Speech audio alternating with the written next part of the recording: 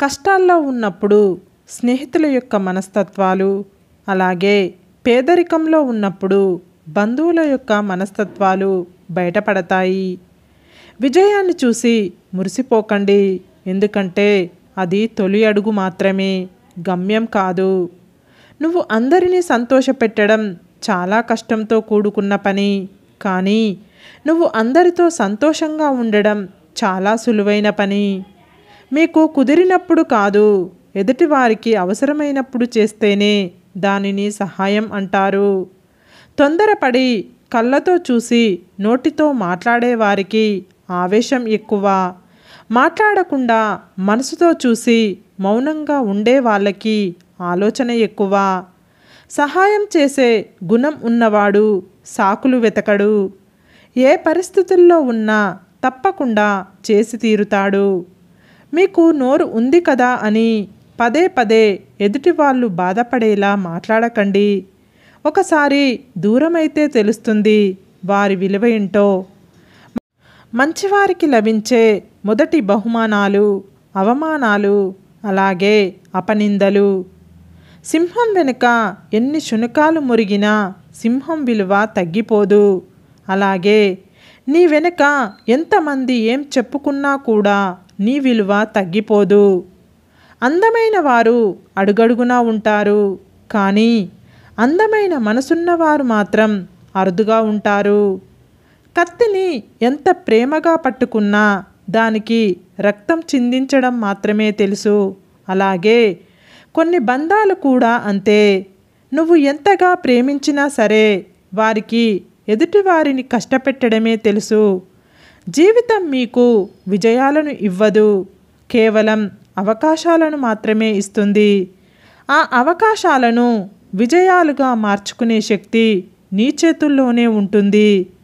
జీవితంలో ఎవరి మీద అయితే ప్రాణం ఇచ్చేంత ప్రేమను పెంచుకుంటారో వారే ప్రాణం పోయేంత బాధను మిగిల్చి వెళ్తారు.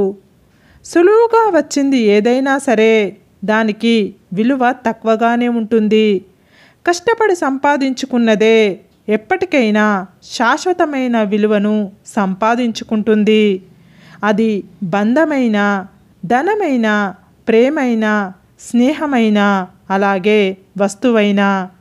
ఎవరి జీవితం వారికి గొప్ప, అంతేకాని ఎదుటివారితో పోల్చి చూసుకొని ఊరికే ఆరాటపడితే కలిగే లాభం మాత్రం శూన్యమని గుర్తుంచుకోండి.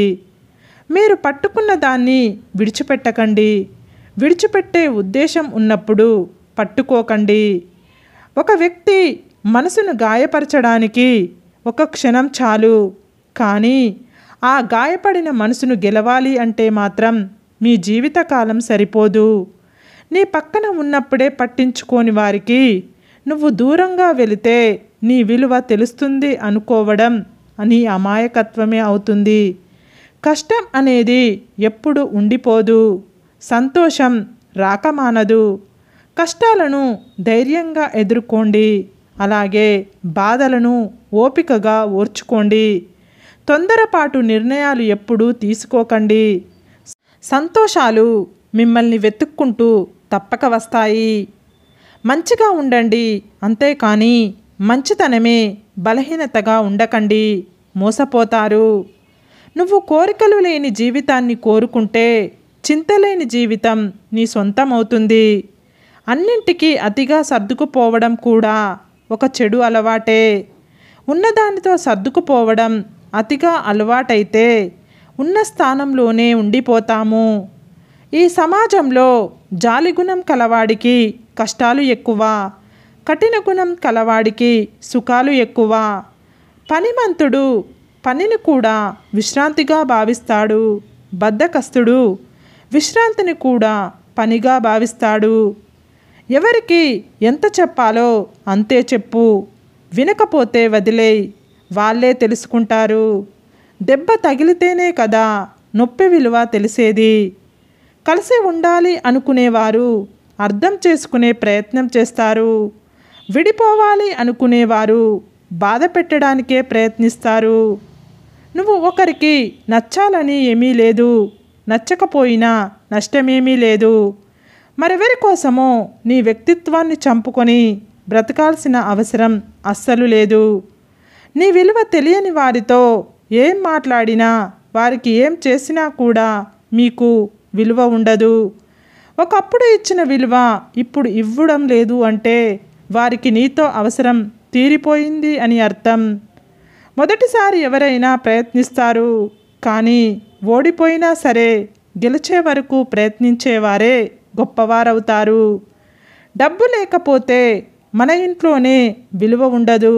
అలాంటిది సమాజంలో ఎలా ఉంటుంది? ఒకప్పుడు మనుషులు గుణం చూసి దగ్గరయ్యేవారు, కానీ ఇప్పుడు మాత్రం డబ్బు ఉంటేనే దగ్గరవుతున్నారు. జీవితంలో సుఖంగా ఉండాలి అంటే ఈ 3 విషయాలను గుర్తుపెట్టుకోవాలి. జరిగిన దాన్ని మర్చిపోవాలి, జరుగుతున్న దాన్ని గమనించాలి, అలాగే జరగబోయే దానికి సిద్ధంగా ఉండాలి. ఏం జరిగినా ఆలోచిస్తూ ఆగిపోకండి. ఏది జరిగినా అది మీ మంచికే జరుగుతుంది. మీరు గతంలో ఆగిపోకండి, ఎందుకంటే కాలం సాగిపోతూనే ఉంటుంది. నువ్వు చేసే పని నీకు ఇష్టమైనదే అయితే సాధ్యమైనంత ఎక్కువగా కష్టపడండి, ఎందుకంటే నేటి నీ కష్టం తప్పకుండా రేపటి నీ ఆనందానికి పునాది అవుతుంది. కష్టపడడం తప్పు కాదు, కష్టాన్ని ఇష్టపడకపోవడం తప్పు. ఇష్టపడి శ్రమిస్తే సాధించలేనిది అంటూ ఏదీ ఉండదు. నువ్వు తప్పును కప్పిపుచ్చుకునే ప్రయత్నం చేస్తే అది మరింత పెద్ద ఆపదను నీకు తెచ్చిపెడుతుంది. మన లక్ష్యం కోసం అలుపెరగకుండా శ్రమిస్తే నేడు కాకపోయినా రేపైనా మనకు విజయం దక్కుతుంది. నిరాశపడకండి. ఎదుటివారు మంచివారో చెడ్డవారో అని వేలెత్తి చూపించే హక్కు ఎవరికీ లేదు. ఎవరి జీవితం వారిది. నచ్చితే మాట్లాడు, లేదంటే వదిలేయ్. అవసరం ఉన్నప్పుడు పలకరిస్తున్నారని ఎవరి గురించి బాధపడకండి. వారు చీకట్లో ఉన్నప్పుడే వెలుగులా మీరు గుర్తుకు వస్తున్నారని సంతోషించండి. వినే ఓపిక లేని వాళ్ళు ఎప్పటికీ అజ్ఞానిగానే మిగిలిపోతారు. అలాగే చెప్పే ధైర్యం లేని వాళ్ళు ఎప్పటికీ పిరికివాళ్ళుగానే ఉండిపోతారు. మన జీవితంలో అవసరానికి ఆదుకునేవారు ఉండరు, కానీ అవసరానికి వాడుకునేవారు మాత్రం చాలామందే ఉంటారు. ఎక్కువగా ఆలోచించడం కూడా ఒక రకమైన మానసిక సమస్యే. దానివల్ల అనారోగ్యం కలుగుతుందే తప్ప సమస్యకు పరిహారం మాత్రం దొరకదు. ఎక్కువ సమయం ఖాళీగా ఉండకుండా ఏదో ఒక పనిలో నిమగ్నం అవ్వండి. ఒక లక్ష్యాన్ని పెట్టుకోండి. నీ మనసులో ఆ లక్ష్యం తప్ప మరేది ఉండకూడదు. అప్పుడే మీరు కుదుట పడతారు. ఏ పని లేని వారికే ఎక్కువ ఆలోచనలు ఉన్నవారికే ఎక్కువ సమస్యలు. ఎవరైనా మన కోసం ఎదురు చూస్తున్నారు అంటే అది మన బలం. మనం ఎవరి కోసమైనా ఎదురు చూస్తున్నాము అంటే అది మన బలహీనత. మన మనసు ఎలా ఉంటుంది అంటే ఎదుటివారికి కష్టం వస్తే చూసి తట్టుకోలేక మన దగ్గర ఉన్నదంతా మొత్తం ఇచ్చేస్తాం. అదే కష్టం మనకు వస్తే మాత్రం కనీసం పట్టించుకోకుండా చూడనట్టుగా వెళ్ళిపోతూ ఉంటారు.